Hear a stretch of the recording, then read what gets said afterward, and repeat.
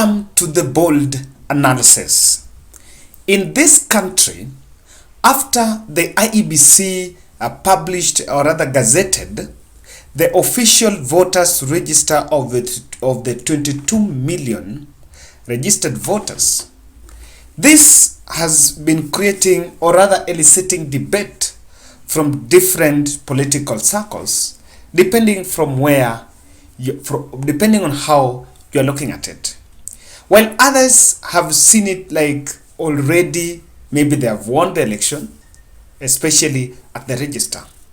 But in this analysis, I want to point out exactly Ruto 9, Raila 9.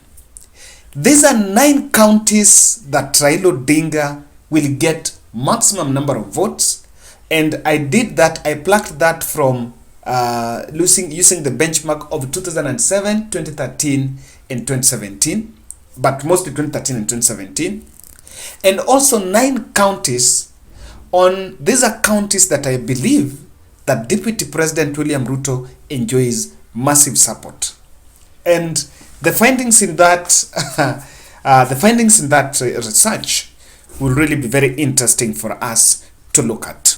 William Ruto was spending 3 days in a week in central Kenya. But as people now go towards this election, recently, he's slowed down on Mount Kenya campaigns. He's giving Rigathi Gachagua to make all the mistakes in the campaign rallies while campaigning there. But then he's focused on Nairobi, Western, and Coast. But I think our finding will explain why. But also people have been wondering, why would Raila Odinga spend 7 days in the NEB, in the northeastern belt? 7 days that have been marred with also seeds of violence. Let me tell you, the one that happened in Marsabit, the altercation was between the rivaling groups of 2 aspirants, and there was a perception that there was an aspirant. All those are under Azimio la Umoja. All the aspirants are under Azimio la Umoja. One is UP and I think one is UDM. But there were maybe an understanding that there were those who are so close to Raila Odinga. Same with Mandera. So the reason why you could not see Raila Odinga's opponents maybe magnifying that violence. You know, if this would be somewhere in Mombasa or somewhere in Nairobi, you'll see the way this would have been magnified and made as Raila the king of violence. But it was a worrying because all those 2 factions are under Azimio la Umoja. So Raila Odinga's vote is not in question. Now, looking at the figures, I want to explain for you in details why Ruto is shifting focus on Rift Valley and Central Kenya. Then you'll see where this election is going to be won. Kindly subscribe to our channel, click the notification bell, and also like our video. Now, I've prepared this chart here. Now, this chart, this is maximum votes, and I've listed Ruto 9 and Raila 9. The Ruto 9 are in Rift Valley. They are the original, or rather the traditional Kalenjin counties. That is Uasin Gishu, Elgeyo Marakwet, Nandi, Kericho, and Bomet. These are counties that if voting is to be done today, with the Ruto campaigns there, however much Ruto will spend time there, they are most likely going to vote for William Samoei Ruto. Maximum. I'm not saying that he's not going to win in the other counties, but I'm talking about maximum. Deliberately, I have left out Baringo. Baringo is one of the pastoralist counties. And of course, there is a very big tussle there. Then I want you to look at Embu. I have gone to Central Kenya and mapped out where William Ruto has more strength. And Embu is here because if you look at Azimio la Umoja side, they don't have a vibrant Embu point person. And I think that's where Justin Muturi decided to let President Uhuru down, because Justin Muturi will be a very powerful Embu person. I think he goofed up that opportunity. He goofed out of that opportunity. Then Muranga, Kiambu, and Nyeri. The hustler narrative, and if you look at the concentration, it is mostly in this in those 3 counties, in those 4 counties, especially Mount Kenya, Embu, because Embu, Raila Odinga do not have a very strong point person. Muranga is where you wrote, William Ruto campaigned here. William Ruto campaigned in Muranga and Nyeri more than any other county. Nyeri, they have the running mate, so you cannot underestimate. Now, if you do your math, that will get to 3.7 million. Even if you are to add Baringo there, it will get to 4 million. So remember, the numbers that I've put there are from the register, but irrespective of the voting pattern. Then I want you to look at Raila's 9. Raila's 9 includes Siaya, this is his home county, Busia. Busia is Luo-Luya assimilated, and this is a place where Raila scooped quite a number of votes. This is looking to 2017, 2013. Kisumu, Homa Bay, Migori, Kitui. I want to believe that Raila Odinga's support base in Kitui is still intact. Trying to consider the presence of one Kalonzo Musyoka. Then I also looked at Machakos, Makueni, and Kilifi. In the coast, I did not point all the coastal counties, even though I understand that Raila is an edge above William Ruto in the coast.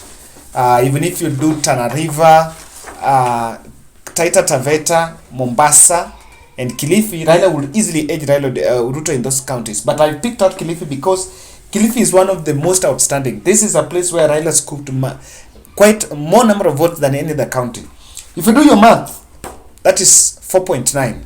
You can challenge this. But if you go to that register, Ruto 9, Raila 9, Ruto might start at 4 million, while Raila starts at 4.9.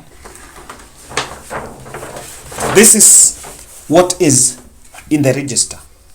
So looking at that, I have seen that there is obsession on Raila Odinga's stronghold, William Ruto's stronghold. William Ruto's stronghold, if you look at those 4 counties, really, Masai is divided. Masai will go, there is quite a number, it will be 50-50. Masai, this is Kajiado, Samburu, Narok, and Turkana. Baringo will edge, it's a pastoral community, but William Ruto UDA party is very strong there.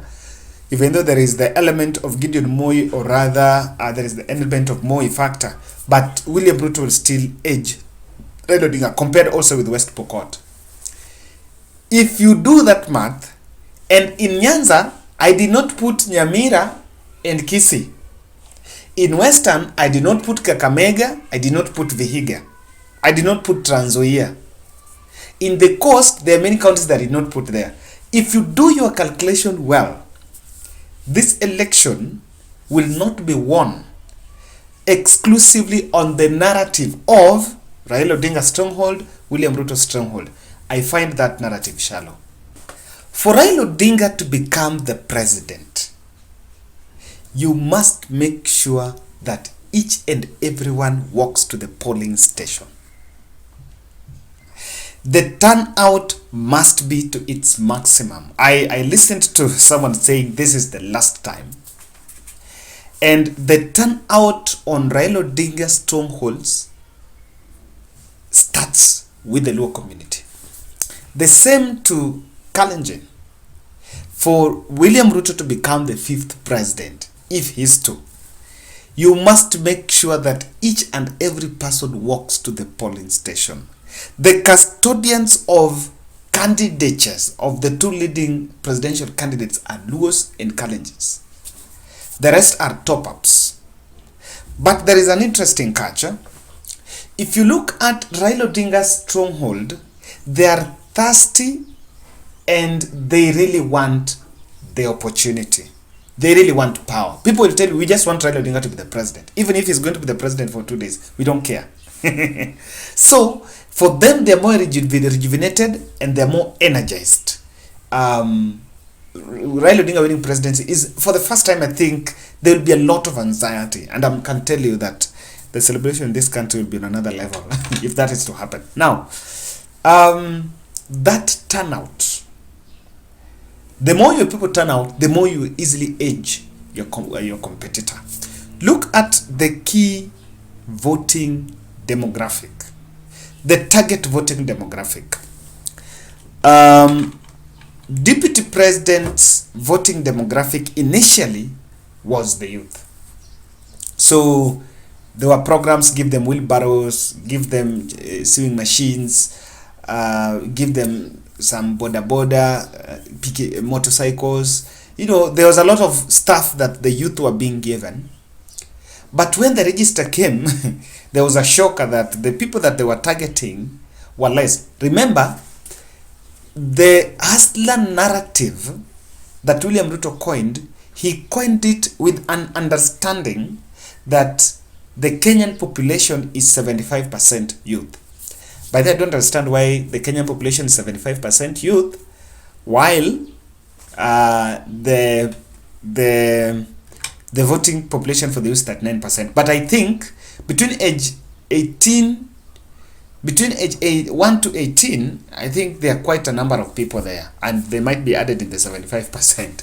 So maybe that's what's happening. So, however, William Ruto's that youth category is low, and again it's being eaten by Wajakoya. That's it. Number two, Raila Odinga has a voting constituency that I'm yet to find out on August 10th whether that voting constituency has a tilting power. The women constituency. For the first time, they can get a woman deputy president. So that's also a very key target, because those two demographics cuts above the traditional stronghold. A woman can vote for Raila Odinga in the middle of Nandi if that conscience comes. A youth will vote for William Ruto in the towns, especially, and I think the Hustler Nation was targeting the town centers, irrespective of the tribe. That's very interesting. But if you look at what I mentioned, the NEB, Northeastern Belt is very critical. And guys, let me just take you there. Garissa has 201,000 registered voters, Wajir 207, Mandera 217, Marsabit 166, Isiolo 81. And by the way, Isiolo is Kochini, Ninindo iko 89, but Isiolo I think is the least. If you add that, it's almost 800. Raila getting 500 out of that 800 against William Ruto is a big issue. If Raila gets 500 and William Ruto gets 200 or 150, what do you think that happens? That already tilts the national tally. So that is why you could see that Raila Odinga was in the Northeastern Belt for 7 days. And he was even in Dadaab. Dadaab refugee camp. He was there today, and he had to do a rally inside a police station, a police camp, I think. That tells you the kind of attention that area is given. Despite the fact that there were seeds of violence, he did not tie up, and he had them to make sure that it traverses that area. William Ruto's attempt in Garissa failed terribly because Aden Duale was almost being left naked there. Now, campaign rallying call, pitch, messaging, propaganda, and all that will constitute a whopping 10% of the votes that presidential candidate can get. So I don't want to rule that out. It means, one, your rallying call and your manifesto. William Ruto has really done well in terms of creating a hype around his manifesto.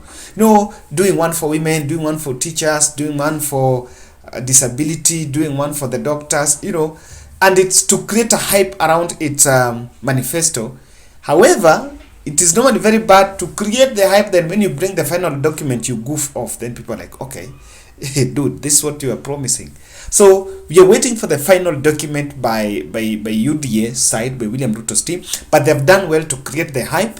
In terms of messaging, doublespeak has killed William Ruto's message.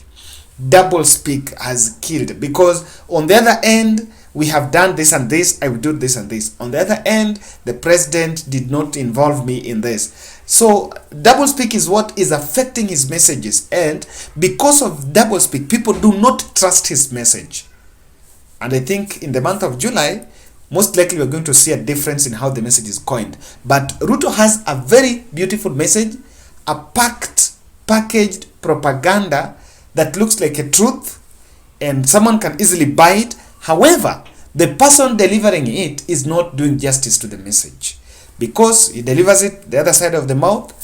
When Rigathi Gachagua picks microphone, says another something totally different. So ladies and gentlemen, that's my analysis on where the vote will be won.